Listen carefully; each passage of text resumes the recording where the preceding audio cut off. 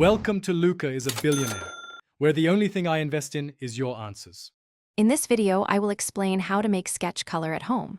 Crafting your own sketch colors is a wonderfully rewarding process, offering endless possibilities for unique hues and textures.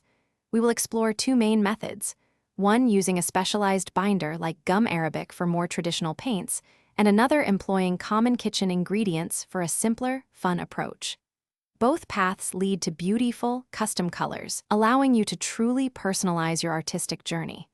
Let's dive in. The first step to making your own sketch colors is gathering your pigments.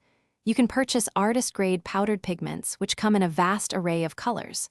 Alternatively, explore nature for your hues. Soft rocks, clay, or even charcoal can be finely ground into usable powders. Many plants, like vibrant turmeric for yellow or deep red beets, can be simmered to extract natural dyes. Remember, the finer the pigment powder, the smoother your final paint will be, so take your time with grinding. Now, let's explore advanced maneuvers. Once you've mastered the basics, begin combining multiple steps into longer, more intricate sequences.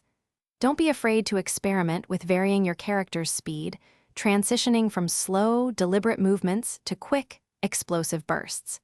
Changing direction unexpectedly can also add a dynamic edge. The goal here is to develop a distinctive personal style that makes your sturdy dance recognizable and impressive to other players in the game world.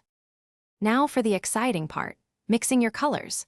Start by combining roughly 1 part pigment with 1 part of your chosen binder, then adjust the ratio to achieve your desired color intensity and consistency.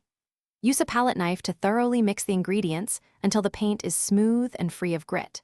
For longer shelf life, consider adding 1 or 2 drops of clove essential oil or a half teaspoon of sodium benzoate.